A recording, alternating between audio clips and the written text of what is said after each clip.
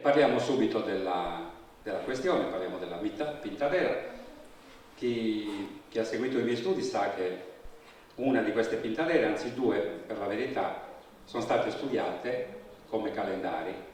Una è quella del Banco di Sardegna, che non è quella che fa parte del mio studio, ma fu uno studio fatto da un mio amico architetto originario, mi sembra, della zona dell'Abruzzo, che aveva studiato anche dei calcolatori Inca, Pasqualino De Pasquale. No, non era Pasquale, Nicolino De Pasquale, erano molti anni che non ci vediamo, quindi non ricordavo il nome.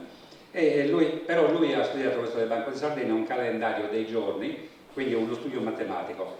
Il mio studio prevede invece lo studio della pintadera delle stagioni e delle ere di tutti questi popoli, non solo Sardana, ma di tutti i popoli del mare, quindi a cominciare dai Celti, mesopotamici, egiziani, eccetera. Noi vedremo tutto questo cammino fatto da questa pintadera, che così è chiamata, tra parentesi, è chiamata pintadera anche alle Canarie, dove sono presenti queste pintadere appunto, e lì le chiamano calendari, giusto per non sbagliare. Qui invece li abbiamo, anzi li hanno chiamati i miei amici, come li chiamo io, gli archeogoni, li hanno chiamati timbri per i pani. Vedremo che i timbri per i pani esistono, ma non sono questi. Tant'è vero che noi abbiamo pani tradizionali fatti da millenni, ma non ci risulta un timbro di queste fattezze, di queste grandezze, perché molte di queste pintadere hanno un diametro anche di 10 cm, anche di più qualcuna. Quindi non sono quelle, ma vedremo quali sono i timbri per i pani. Quindi possiamo anche andare avanti. Io ho voluto riprodurre qualche cosa che richiama al discorso che avremo stasera. Vedete dei fasci di luce, sono importanti perché richiamano solstizi e equinozi vari, e delle raffigurazioni in bronzo mesopotamico e anche dei popoli del mare, e qualche scena di festa invernale, eccetera. Per sgombrare subito il campo da quanto è dichiarato dalla cosiddetta scienza ufficiale, che è sempre meno ufficiale, sempre meno scienza comunque, visto che la gente ormai si sta informando con i mezzi oggi a disposizione, loro sostengono che questi popoli del mare sarebbero asiatici, e i Sardana in particolare sarebbero abitanti della città di Sardi. A parte il fatto che la città di Sardi in Anatolia, l'attuale Turchia, pensa poco, sta a 180 km all'interno, quindi non possono essere popoli del mare, e comunque anche se lo fossero, la città di Sardi è stata costruita casomai da loro, dai Sardana. Perché? Perché dai rilievi archeologici fatti da università americane, eccetera, Sardi risulta fondata nel 1050. I popoli del mare come gruppo di etnie esistono già da 1200 anni prima. Quindi casomai Sardi ha preso il nome in seguito a un fatto importante di questi. Però noi abbiamo, come diceva Luciana prima, Leonardo è andato all'estero a studiare questi testi perché in Italia non si trovavano, e studiando i testi egizi io trovai, sto parlando dell'inizio di questo millennio, a fine del millennio scorso, trovai gli scritti che fanno gli egiziani di questi popoli. Li chiamano barbari d'Occidente e signori delle isole. Ora, signori delle isole già sgombra il campo da quello che può essere Sardi e l'Anatolia, perché isola non è. Ma non solo, li chiamano barbari d'Occidente. Se uno ha in mente la carta geografica del Mediterraneo, sia occidentale che orientale, vedrà che rispetto all'Egitto Occidente sta dalla parte della Sardegna e delle isole del Mediterraneo, non certo dall'Anatolia, che invece sta a Oriente.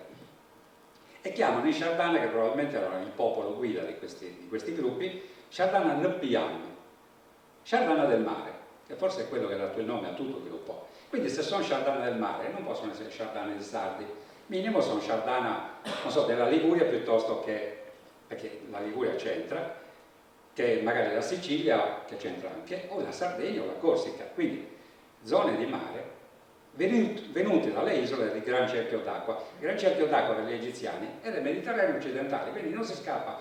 E i signori studiosi, cosiddetti amici, come li chiamo io, la devono piantare di negare ancora il fatto che i popoli del mare fossero delle isole dell'Occidente, e in particolare alcuni di essi erano siculi, erano sardi, erano della Corsica, della Liguria, eccetera, oltre che gli Etruschi e compagnia varia. Scusa, Sì. queste sono traduzioni traduzioni dalla lingua egizia, che poi è tratto dalla... Allora, spiego subito, dopo ci sarà un dibattito, quindi facciamo le domande dopo, però ti rispondo, aspetta. Allora, io i testi li studio in inglese, dove non li trovo in italiano, in inglese o in francese, quello che trovo. Quindi le traduzioni sono state già fatte.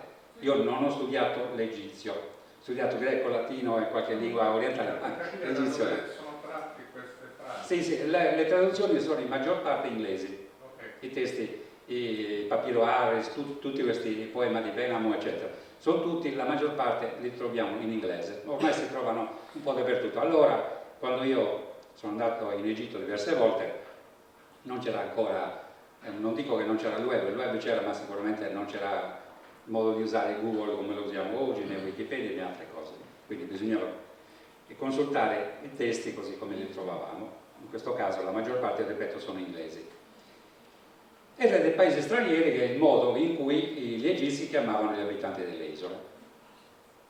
E poi altre aggiunte. Andiamo avanti. E vedete che la grande invasione a cui abbiamo accennato, che portò alla nascita di nuovi stati, nuove capitali come Sardi, appunto che era la capitale della Libia, è dopo l'invasione del 1200. Questa invasione avvenne proprio nel 1200 circa a.C., in seguito a dei fenomeni di innalzamento del mare, mari occidentali, eccetera, rese le città della costa inabitabili, a cominciare dalla Sardegna.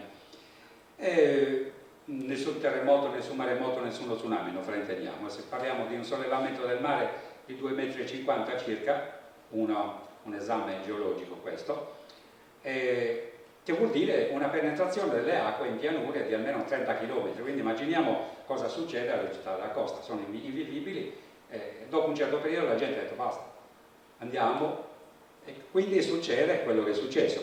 Perché cosa accade?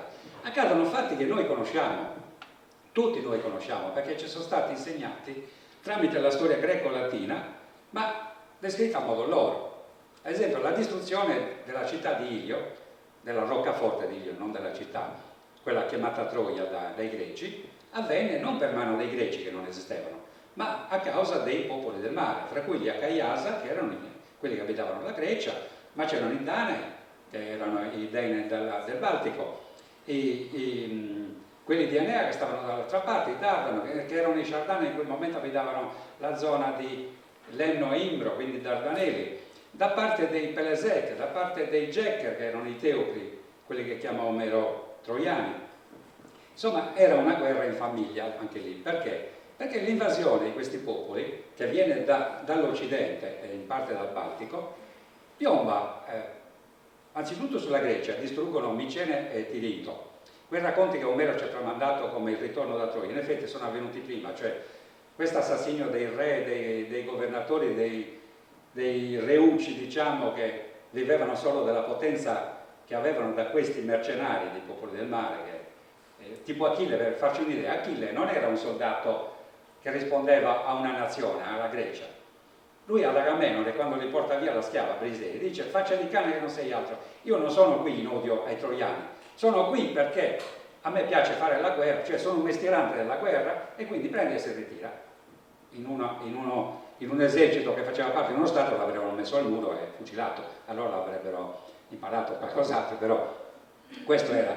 Cioè erano dei mercenari, erano al soldo dei vari Agamennone, eccetera, eccetera. Quindi cosa fanno? La prima cosa che fanno è puntare su Tirinto e su Micene, attaccano la roccaforte, fanno fuori i reucci vari, come hanno fatto con Priamo, eccetera, e la strana cosa è che gli Acaiasa, che erano popoli del mare, quindi quelli che combattevano da mercenari, gli Achille della situazione, seguono i popoli del mare e vanno con loro. Vanno in Anatolia, dove distruggono la rocca di Ilio. E la fuga che c'è descritta da Omero, dei vari Enea, che è troiano, eccetera, a parte il fatto che non era troiano, Enea, ma tutti quelli che fuggono da Troia, in effetti sono i popoli, compresi gli abitanti di Troia, che fuggono, vanno via con loro. Perché vanno via con loro? Per lo stesso motivo per cui gli Acaiasa vanno via. La Grecia torna a un quinto della sua popolazione in quel periodo. Quindi dove vanno? Vanno ad Attusa. Ad Attusa attaccano la roccaforte di Attusil dell'impero Ittita, che in quel momento è il più pericoloso nemico degli egiziani, tra parentesi. L'attaccano e gli succede la stessa cosa, perché gli Etei o i Ittiti la Bibbia li chiama Etei, si uniscono a loro e continuano la strada. Ma una parte del gruppo, la flotta, punta direttamente verso Ugarit e verso le città della costa cananea, quella impropriamente chiamata Fenicia dai greci. La costa cananea, loro attaccano le città e succede la stessa cosa. Attaccano il municipio, diciamo, attaccano il sindaco, li si chiamavano sindaci, e cioè si soppiantano, diciamo, chi governava, e quindi tutte le città cananee. Per intenderci, in questo caso non è Omero che racconta la storia di questa costa, della zona di Canaan, Palestina, eccetera. È il libro di Giosuè. Nel libro di Giosuè c'è un fatto che per secoli c'è stato tramandato come una falsità dalla Chiesa. La Chiesa, quando ha condannato il povero Galileo Galilei, in parte aveva ragione, ma non aveva ragione per la questione religiosa. Il fatto della battaglia contro gli Amaleciti, in cui Giosuè ferma il sole, non è una falsità. Attenzione, Galileo aveva ragione, il fatto che il sole non gira, è la terra che gira, ma era vero che Giosuè chiede a Dio di fermare la luce, di fermare il sole, loro ragionavano così. Si ebbero 2 giorni, 2 giorni senza la mezzanotte. È la stessa cosa che raccontate nell'Iliade per Patroclo. Patroclo, quando prende le armi di Ulisse, di Achille, e attacca Troia, arriva la sera e chiede agli dei di avere ancora un altro giorno, senza una mezzanotte. Quindi questo fatto si ripete. Ma perché Giosuè e Patroclo vivono questa cosa? Perché era presente fra i popoli del mare un contingente che si chiamava Denen o Dani, si chiamano Dani. Sono i Tuatha Dana del Baltico. E nel Baltico questo fenomeno succede ancora oggi. A solstizio d'estate, se qualcuno di voi è stato in Danimarca, in Norvegia, meglio ancora, o Svezia, o quelle parti, la luce del giorno non va via. Solo in mezzanotte. Ma non è che si vede necessariamente il sole, c'è la luce. Quindi questo è un racconto fatto da popolazioni che venivano da quella zona. Il libro del mio amico Felice Vinci, che di Omero nel Baltico, lui dice che la storia dell'Iliade, e anche l'Odissea ci aggiunge, è ambientata nel Baltico. In realtà sono racconti, sì, la guerra di Troia è avvenuta, non certo in 10 anni, è avvenuta nel giro di qualche settimana, però i racconti sono di battaglie avvenute nel Baltico. Quindi queste cose accadono. E comunque dalla Palestina continuano per mare e per terra e attaccano l'Egitto. In Egitto accade qualcosa. Vedete l'altra piantina qui che fa vedere anche Troia, il passaggio ad Attusa, via terrestre, piomano qui e via al mare, arrivano all'Egitto. In Egitto c'era Ramesse III, era un nipote di Ramesse II, quello della battaglia di Kadesh, che li affronta sul delta del Nilo, e ve la racconto in forma, diciamo, scherzosa. Questi sono gli invasori, vedete, questi sono Peleset, questi sono Shardana, c'erano tutti gli altri, che sono quelle navicelle tipo quelle in bronzo, attaccano, praticamente c'è una guardia al soldo dei faraoni. La guardia del faraone era solamente Shardana. Se voi avete visto quei film degli anni 50, Sinue l'Egiziano, i 10 comandamenti, eccetera, vedete i Shardana che sono lì, sono chiamati Shardana, addirittura sardi, da Nefertiti e da Alchia, sono lì, sono la guardia del faraone. In più il faraone aveva un reparto di mercenari. Quindi si affrontano e dicono: ma siete pazzi che attaccate l'Egitto? Guardate che noi siamo l'Egitto.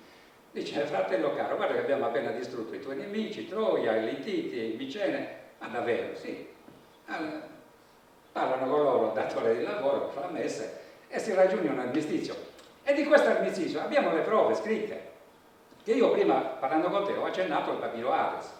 Tutto questo fatto è raccontato nel papiro Aves, dove c'è anche il fatto che Ramesse III racconta di aver sconfitto e distrutto i Shardani, Jekre e compagnia varia, e poi aggiungere che dopo le ha dato la possibilità di vivere nelle loro città e lui gli forniva abiti, vettovaglie, quindi non li ha distrutti, ne ha fatto degli alleati, come si faceva allora. Quindi li ha messi a guardia della frontiera del nord, di ovest, la frontiera del Sinai, per intenderci qui. dove stanno scoprendo quelle città che io ho trovato nel pilone a sud-ovest, mi sembra, del Tempio di Luxor, dove sono elencate queste città a presidio, fra cui Sharon e altre, dove c'erano i Shardana e i Jekker, penso anche qualche contingente di Libu. E quindi, l'attuale Turchia. allora, questa è una mappa che mi hanno mandato gli amici turchi. I miei libri li leggono di Turchia, ma molto in Albania. Il prossimo libro parlerà molto dell'Albania, infatti. Mandano molti documenti. Hanno fatto questa mappa su una mia mappa precedente, chiaramente in lingua loro, e hanno ripetuto i miei disegni. Questo praticamente racconta l'uscita da Ur di 4.000 anni fa, intorno al 2002 a.C., dopo l'impero del Sargon di Akkad. Queste popolazioni escono da Ur per un fatto che non stiamo a raccontare oggi e si dirigono verso Aran. Tra questi c'è il capo religioso, che si chiama Terah o Tirù, che è il padre di Abramo, che noi conosciamo, no?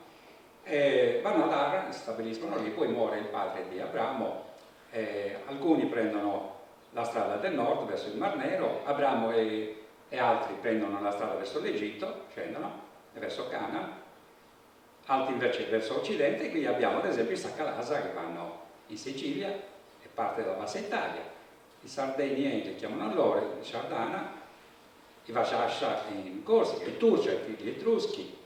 I Shardana vanno anche in Catalogna, sono molte tracce in Catalogna dei Shardana, però poi abbiamo i Licco qui, ma li avremo anche qui in Campania, quelli che oggi chiamano Lucani. Gli Akawasa vanno in Grecia, i Dori 100 anni dopo partiranno dalla città di Dor, fondata dai Jekker, e andranno a fondare Sparta, a rifondare Sparta.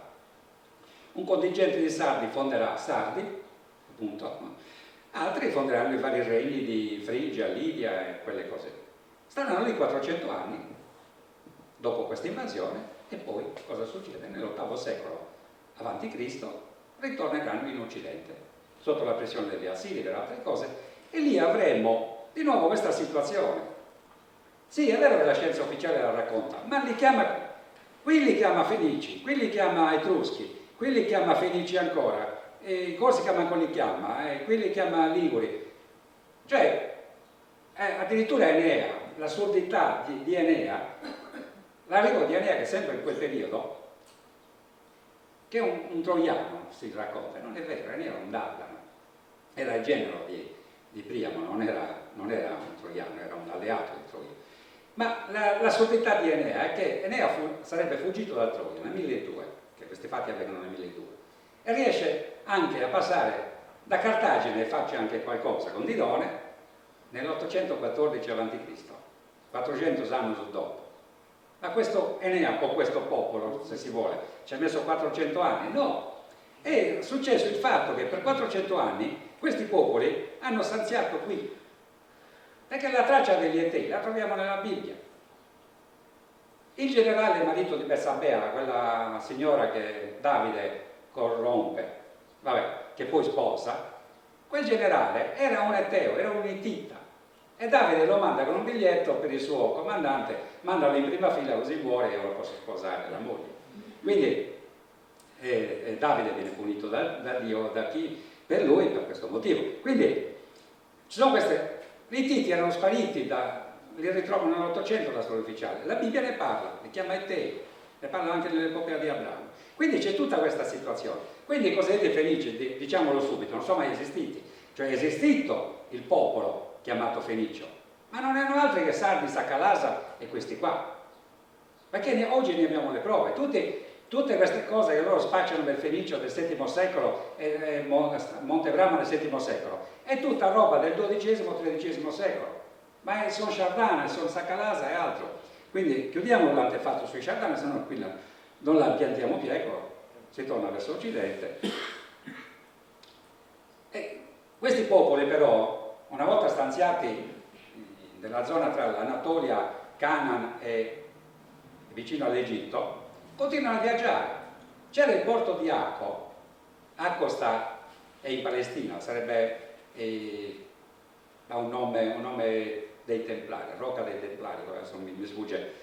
Ad Acco sono state trovate montagne di ceramiche sarde. Perché? Perché c'era la tribù di Dan. La tribù di Dan è quella tribù che non partecipa alla battaglia che Deborah nel suo cantico descrive contro quel generale Sisara, non partecipano, primo perché sono sardi e Sisara è un generale sardo a sordo di Ramesse III, e poi perché, dice, perché Dan sta sulle navi? Certo, sta sulle navi perché è un navigatore, e questi facevano dei viaggi in cui scoprivano queste cose che non potevano essere nel Mediterraneo. Questi sono tutti bronzetti sardi, vedete? Ma questo è un ognu che non sta in Mediterraneo. O questo è l'antilope nera, l'antilope d'acqua, lo scimpanzé, il varano, il facocero. Tutti questi animali sono stati chiamati bue dalle corna lunghe, cinghiale, bue dalle corna esili, cioè il bue è un bue, il cobo, cioè. Quindi questi vedevano degli animali che poi hanno riprodotto nelle loro navicelle, perché? Perché circonnavigavano l'Africa, ne parla Erodoto. Però lui li chiama fenici perché è un greco, ma non sono fenici.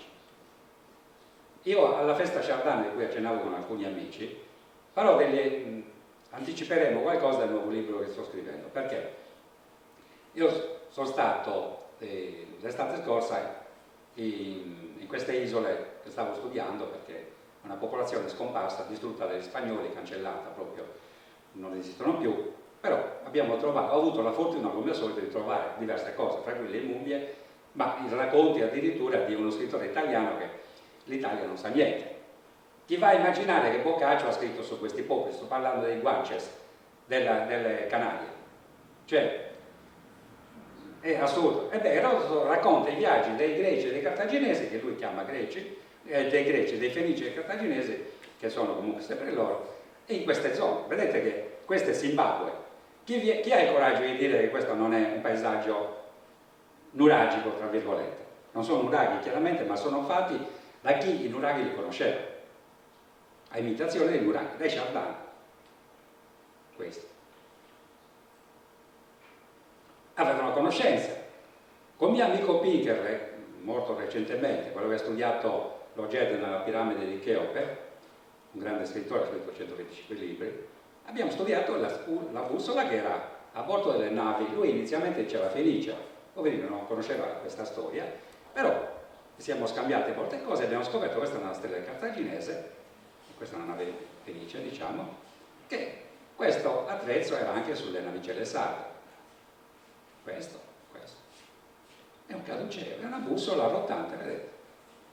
Non la approfondiamo adesso, ma magari qualche domanda se qualcuno vuole fare, la chiediamo. Vedete? Questa c'è l'astrolabio, il sestante, scusate, non l'astrolabio, è sempre rappresentato insieme. La scrittura. Quante volte ci siamo sentiti dire, a parte il fatto che non abbiamo la lingua, ci dicono, come se ce l'abbiamo, che non abbiamo scrittura. Questa è una scoperta di Leonardo Melis, dove questo coccio è stato trovato, pensate un po', dalla sovrintendenza stessa, nell'orario Albu a Pozzo Maggiore, dove io ho scoperto quella piramide a 7 scaloni, l'hanno trovato e l'hanno classificato come coccio. Io sono entrato in possesso dell'immagine, l'ho fatta decifrare da un mio amico, da una mia amica, questa professoressa dell'Università a Parma, a Ballosi, che è anche sul web, e da Gigi Sana, che è un mio amico, e l'abbiamo tradotta, c'è la parola Chardana scritta, eccetera, eccetera. Quindi è scritto in sinaitico, identico quasi a quello della stella di Nora e soprattutto alla stella di Dan, dove loro abitavano. Quindi questa scrittura loro non solo la conoscevano, ma probabilmente la scrittura alfabetica è nata nel Sina, anzi sicuramente, ed è stata inventata dai popoli del mare su imitazione dei geroglifici, usando la precedente scrittura cuneiforme mesopotamica e sviluppandola con questi segni alfabetici. La Sardana, dicevamo prima della Catalogna, tracce di Sardana, perché ci sono i Mamuzurus, li conosciamo in Sardegna, Mamuzurus, c'è la Sardegna, questa è la Sardana, addirittura il ballo nazionale di Barcellona. Se andate a Barcellona domenica mattina, la mattina delle feste, ballano sul ballo d'Undu nel sagrato, mentre vai a un noso davanti alla chiesa. Noi l'abbiamo persa questa abitudine, loro l'hanno conservata. La domenica invitano tutti, soprattutto turisti, a ballare con loro il ballo tondo e chiamano Sardana. Cioè, voglio dire, ragazzi, e vabbè, e poi i miei amici bretoni, i bulgari, cioè tutti questi popoli che hanno un contatto fra di loro hanno questa cosa del Baludundu. Le nostre città, chiamate da sempre Fenice, non possono essere chiamate Fenice perché, io prendo un esempio, Taros. Taros è una città costruita a 3 strati, dove lo strato in alto chiaramente è romano, e lì non ci piove. Lo strato secondario, questo in arenaria, è di tipo cartaginese, anche lì c'è un problema, è di tipo cartaginese, questa è l'arenaria, ma c'è uno strato più sotto che poi è stato riusato, e questo è in basalto nero. Hanno usato anche i romani per fare queste cose. Sono 3 strati, e qui c'è addirittura un muraia qui dentro. Voglio dire, sono molto più vecchie, molto più antiche. E questo è un accenno, non l'approfondiamo oggi, però è così. Ma perché in queste città sono stati trovati, non dico centinaia, ma migliaia, decine di migliaia di oggetti chiamati egittizzanti? No, sono egizi. Ma perché sono egizi? Gli egizi non sono mai usciti dal loro Nilo, col cavolo che uscivano, era il paradiso, ma ne uscivano quelli che facevano per loro i mercenari, fra cui i sardi. Uno andava, faceva la leva, vedete questo. Chi ha fatto il militare della mia epoca ricorderà che avevamo le mostrine. Nell'esercito egizio la mostrina era quest'occhio di Horus col ciondolo, che era dato a chi faceva il giuramento, diciamo. Quindi qualcuno che aveva fatto il militare lì come mercenario tornava con questa pacottiglia, come io facevo quando tornavo dall'Egitto, ho portato vestiti per mia moglie, per mia figlia, ho portato statue, statuine, statuette, Horus, eccetera. Però in Sardegna era pieno di queste cose. Questa è Iside, o Atto. Questo è Horus, il falco. Questo è un bronzetto sardo, chi lo direbbe? Per me è Sekhmet, con in braccio un bambino. Questo è un oggetto. Chi conosce l'egittologia sa che l'oggetto è solo egizio. Però ce n'è uno in Sardegna, anzi mi correggo, adesso ce ne sono 2, perché uno l'ha scoperto Leonardo Melis, è alto più di 1 metro, in arenaria calcarea, lo stesso materiale è stato in Montebrama, trovato lì e buttato in un angolo del museo. Io sono andato lì, l'ho visto, so cos'è un oggetto, ho detto posso vederlo, sì. Sapete cos'è? No. Vabbè, vi dispiace se lo pubblico, poi perché cos'è? Ve lo dico quando venderò il libro. No, lei non può pubblicare, no, gli ho detto, sono finiti quei tempi. Io il primo libro che scrissi mi fecero pagare a Cagliari per pubblicare quel bronzetto con 4 occhi, 4 braccia, eccetera, eccetera. Però d'ora in avanti io non pago più niente, io lo pubblico, poi voi mandatevi il conto a casa. E quindi c'è un oggetto al museo di Cabra, non so se l'hanno buttato da qualche altra parte, però c'è, io ho le foto e l'ho pubblicato nei miei libri. E quindi questo è uno scarabeo. E questi i punti quando, dopo aver raggiunto il nostro scopo, un gruppo di noi che si batteva per queste statue di Montebrama che non si conoscevano, erano nei magazzini, c'era un politico, c'era un editore, posso anche dire chi era Grauso col suo giornale di Sardegna, e c'era Leonardo Melis. Noi 3 abbiamo fatto in modo di convincere il governatore che c'era allora, Soru, che bilanciò 1.350.000 euro per portarle a restaurare. Sto parlando del 2005. E adesso tutti conoscono queste statue, sono contento di questo. Chiaramente c'è il parere, scusate io metto qualcosa così per riderci un po' su, quando si parla di Leonardo fuggono tutti, Da Vinci questa volta. Ho accennato alla piramide di Cheope. Se andate in Egitto, adesso non ci si va un po', quasi più, se andate in Egitto non andate a vedere le piramidi, non c'è niente alle piramidi, andate più a sud, la roba egizia è lì. Però alle piramidi c'è questi orientamenti nella camera del re e nella camera della regina, che mi diedero un'idea per questa astronomia dell'antichità. E dall'Egitto ho cominciato a studiare delle cose, ho cominciato a scoprire qualcosa in Sardegna, tipo questa pietra che è in una foresta tra Gadoni e Laconi. All'inizio mi era sembrata una babaiola, come si chiama?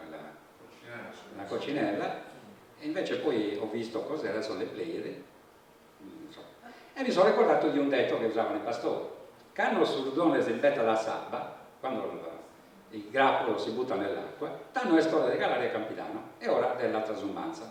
Usavano questo, perché? quando loro vedevano che le Pleiadi tramontavano, e ora di scendere il capitano. Avevano le loro... Quindi ho detto, ma porca miseria, allora c'è qualche cosa che misurava il tempo. Sto parlando di tanti anni fa, e questo non è il mio ultimo libro, chiaramente. Però l'abbiamo rispolverato oggi per le persone, per le amiche qui e gli amici di Seradius. Quindi ho cominciato a vedere, a destra e a manca, a rispolverare altre cose che avevo visto, tipo questo congegno di Antichitera, che oggi funziona, è un computer solare e astronomico, e mi sembra che sia in Inghilterra, scoperto nell'Egeo. Poi ho riscoperto vecchie immagini sumere. Io ho studiato le lingue orientali e la storia sumerica, da cui i Chardin paiono originari. Mi sono ricordato delle cose, ho cominciato a ricordarmi questo segno, un segno, una croce con una X, ma vuoi vedere? Ho notato anche qualcos'altro, vediamo. Tanto questi avevano un sacco di cose. Poi ho conosciuto Nicolino nel 2004 e mi parlò di questo calendario. Lui studiava questo di calendario, quello del Banco di Sardegna, per intenderci, e dove il calendario appunto questo lo sta mangiando, abbiamo visto che è un timbro per il pane, e abbiamo cominciato a studiare. E sono ricordato che i Sumeri avevano una città, Nippur, dove nacque il primo calendario. Nippur è la città dove si calcolava il tempo, un nome così a caso, no? E avevano questo simbolo, una croce con una X, che loro chiamavano Tangir. Già il nome per me era importante, Dan, in più la forma, in più la rappresentazione. Ma questo, porca miseria, io l'ho visto anche in Sardegna, non ricordavo dove. Tra parentesi, questi sono i timbri per il pane, vedete? Sono veramente dei timbri, tipo quei timbri postali che si usavano una volta, boom, quelli si picchiavano, non so se esistono ancora, hanno quella forma e quelle dimensioni, non si usano più, però io li ho conosciuti, quindi non so, vabbè, in qualche paesino ci saranno. Comunque, se avete un'idea, quelli erano i timbri per il pane, perché io non vado sempre contro quello che dice la storia ufficiale, cioè no, voglio controllare. Allora a Ololai ho scoperto che lo sposo il giorno prima prepara il pane e lo timbra con questi aggeggi personalmente. Quindi c'erano i timbri per il pane, in certe occasioni, non per il pane solito, ma il pane della sposa, ad esempio, dello sposo in questo caso. Quindi usavano questi timbri e allora li hanno anche loro. Un altro timbro per il pane in bronzo l'ho trovato a Flumini Maggiore. Se vi capita, e conoscete qualcuno a Flumini Maggiore, chiedete di visitare un piccolo museo che c'è sul fiume. Se conoscete qualcuno vi fa vedere questi attrezzi, sono un po' più grandi così, sono in bronzo, e li usavano per timbrare il pane, sempre in questa occasione. E quindi qui cominciamo ad avere qualcosa di più.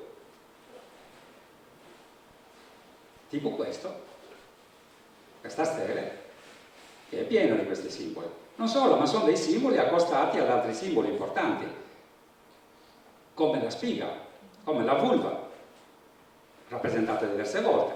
Ci sono diverse cose, quindi vuol dire che indicavano qualcosa. Non dico i giorni, ma indicavano comunque dei periodi dell'anno. Poi l'ho trovata nel relitto di Uluburu, quel relitto dei popoli del mare che ho studiato nel 2004. E poi, questo è quello che dicevamo di Licolino, quello del Banco di Sardegna. Questo è lo sviluppo che lui ha fatto matematico, però oggi non ne parliamo, giustamente. Questo invece è un esperimento che io feci la prima volta con la bittadera di Villanova Forro. E vedete che ho segnato dei nomi. Cominciamo da Ostara Vascamana, perché l'anno cominciava allora il 21 di marzo, era il primo giorno dell'anno, il primo giorno del primo mese, Nisano o Nissan. Gli ebrei lo chiamano ancora Nissan. Quindi il primo giorno del mese dell'anno i Celti lo chiamano Ostara, i Sumeri lo chiamano Nisano e noi lo chiamiamo Pascamana. Perché? Perché la Pasqua cade in quel periodo. Poi se volete vi spiego anche perché cade in quel periodo e non ad aprile, come succede qualche volta per la Pasqua cristiana. Poi Beltane e Maio, i tempi dei pali di maggio, noi li abbiamo queste cose, non è che non li abbiamo. Se andiamo a Sassari o a Pozzo Maggiore o altri paesi, i candelieri, Sì, hanno spostato le date, ma sono i pali di maggio, i giri di Nola, a Lucca mi sembra, ci sono in diversi paesi d'Italia, in diversi paesi di tutta l'Europa, e li fanno i primi di maggio. I pali di maggio sono festeggiati anche da Assisi, che è tutto lì.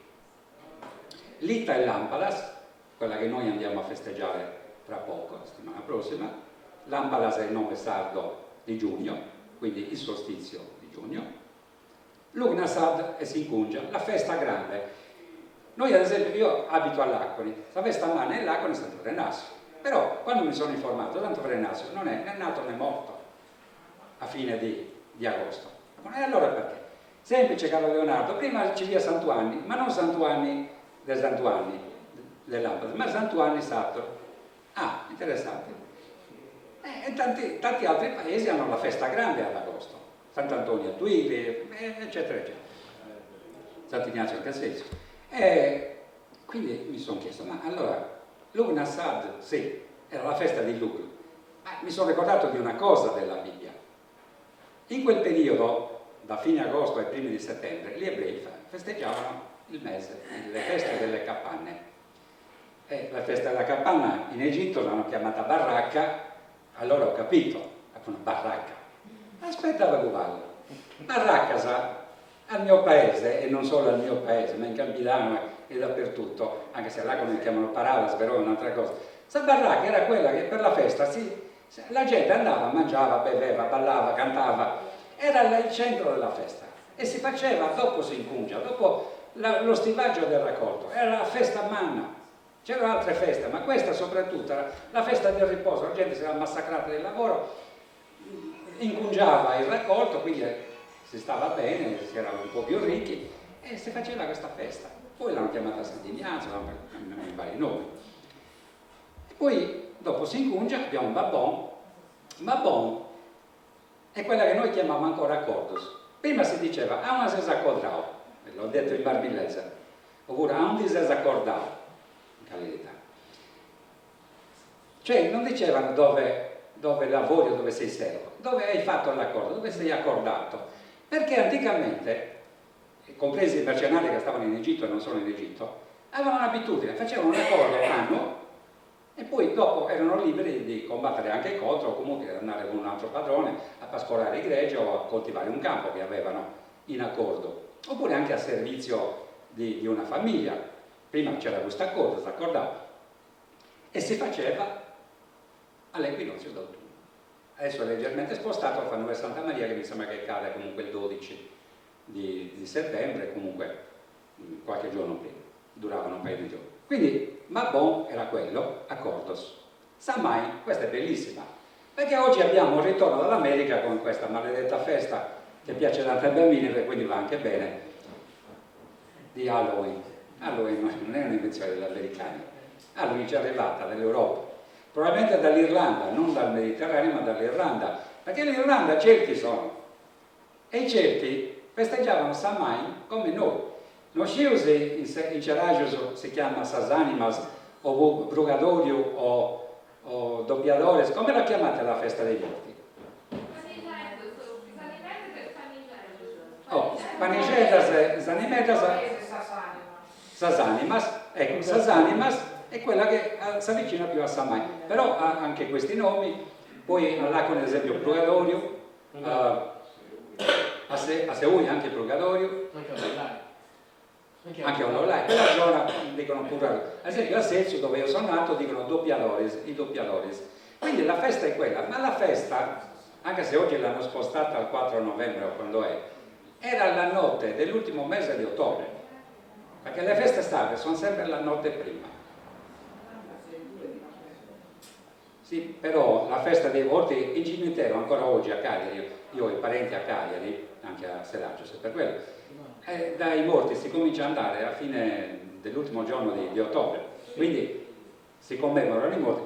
A Oristano, ad esempio, paesi vicino a Oristano, fanno ancora la cena post morto, la lasciano nella cucina e non so se ormai la mettono nel davanzale, però comunque si faceva l'ultimo giorno di ottobre. Quindi la festa dei morti, dei nostri morti. Quindi c'era questo.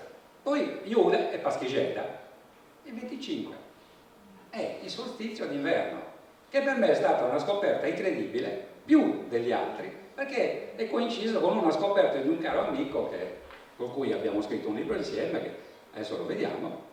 Poi c'è il Polk, che sono i fogones, o fogadones. Qui si chiamano fogadones o fogones? Fogadones. Allora con esempio fogones, però è sempre quello.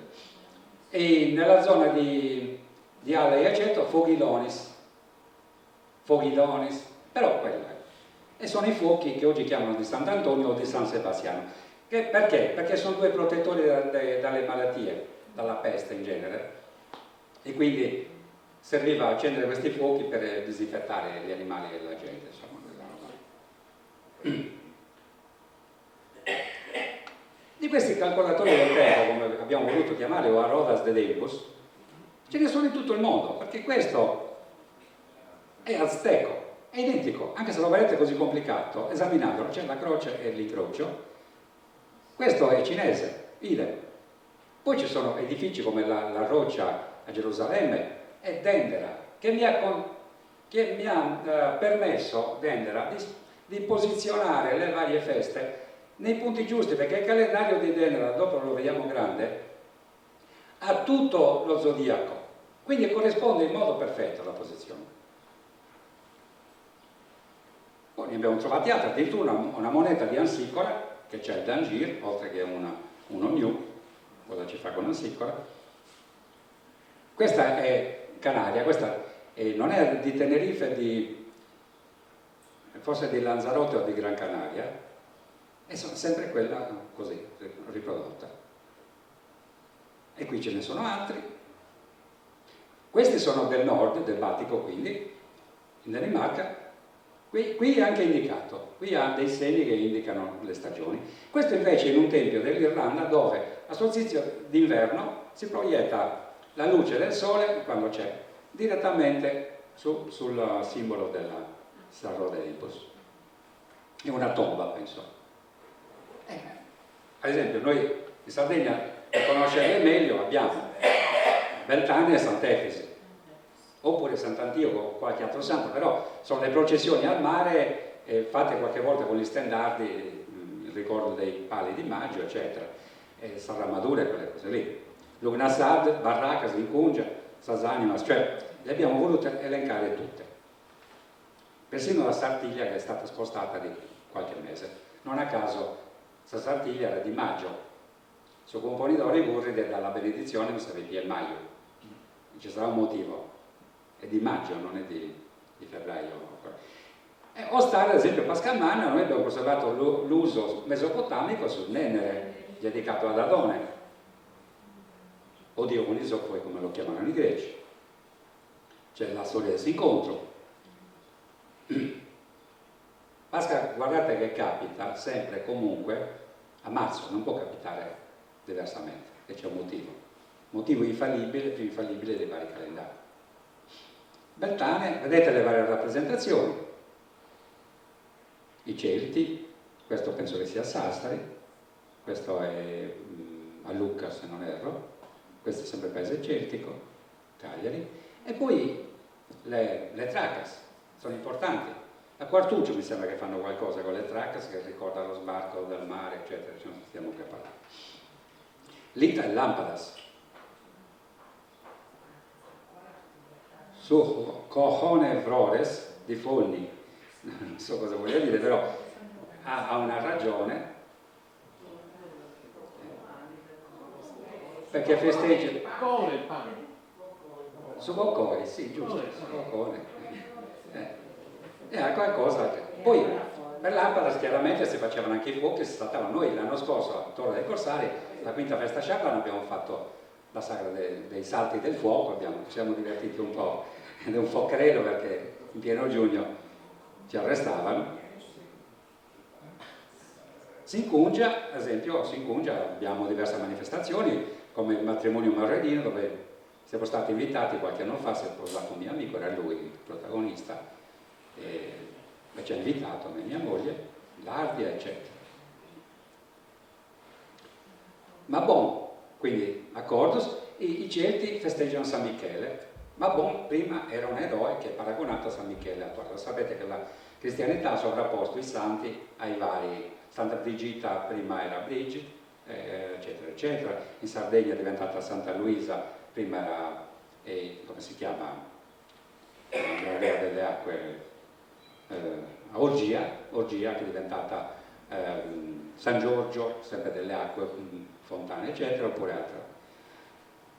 Modron è figlio della madre, questo è sempre dei Celti. Sono varie feste. San Mai conosciamo come Halloween adesso. Paschigena, vediamo, ad esempio il 25 dicembre sono 1000 dei che sono festeggiati il 25 dicembre. Lo stesso Gesù non era nato il 25 dicembre, ma l'hanno dovuto adattare al 25 dicembre, che era la nascita del nuovo sole, del torello giovane, del 25, quindi il solstizio d'inverno. E anche Horus è nato il 25, Mitra e tanti altri. Imbolc invece Fogones, all'Acoli ne fanno uno davvero importante, uno dei più grandi in tutta la Sardegna, invece a Torpello fanno a forma di nave. Da chi avranno avuto questi ricordi? E poi ci sono i Mamutones che fanno appunto queste feste, la prima uscita poi comincia in pratica il carnevale per queste feste dei Fogones. A questo punto parliamo, io non parlo dei nuraghi, i miei amici e i lettori lo sanno, non parlo volentieri, ma come ho accennato prima ho dovuto parlare di un nuraghi in particolare perché è riferito alla Pinta Nera. Il nuraghi a cosa serve? E qui abbiamo fatto una barzelletta. Cosa stavamo facendo? Dunque una torre di difesa, un tempio, un altro, un riparo, un grande, no. Era qualcos'altro. Il mio amico una volta è venuto a casa, tanti anni fa, un mucchio di scartoffie, di foto, eccetera, e un altro deve pubblicare questo nuraghi.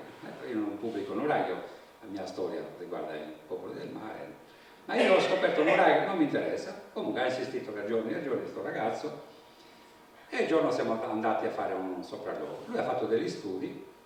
Bene, questo nuraghi è un nuraghi calcolatore, non è un nuraghi, attenzione, che in Sardegna ci sono nuraghi che non sono nuraghi. Tra parentesi, è addossato a un altro nuraghi, è vero. Ha gli stessi orientamenti del New Grange, e qui torniamo all'Irlanda appunto, le stesse uscite. Queste uscite sono le cellette cosiddette che l'Ilio diceva si tiravano le frecce, forse qualcuno tirava anche le frecce, ma in questo caso sono talmente basse in terra che non c'entra niente le frecce, bisogna tirarle con i catti, e a ogni evento il Sole entra da una di queste cellette, quindi Mabon, Imbolc, San Mai, Sasanimas, eccetera. E questo è lo studio che lui aveva fatto, che mi ha fornito. Abbiamo fatto il CD, abbiamo cominciato a fare delle conferenze e dice, vabbè, facciamo una cosa, scrivimi un pezzo, poi io lo aggiusto e vediamo. E questa è la pianta del nuraghe con lo schema della Pinta. Il nuraghe, che non è neanche un grande nuraghe, è questo, ma è addossato a un altro nuraghe molto più grosso, dove a solstizio d'inverno succede un fenomeno incredibile. C'è un'apertura all'ingresso dove il Sole proietta un'immagine dove c'è il torello nascente, il culto del toro giovane, del vitello, dice la Bibbia, che non è vitello, sarebbe del giovane torello. E entra da qui e c'è proprio il disegno della testa di un toro. E questi sono i fenomeni che lui ha studiato. Poi, se volete, nei calcolatori del tempo, il mio terzo libro, se non erro, c'è tutto lo studio di un capitolo intero scritto da questo ragazzo, curato da me. E poi... Di quale nuraghe si tratta? Allora, il nuraghe di Santa Barbara di Villanova Truschetto, però Santa Barbara è composta da due nuraghi.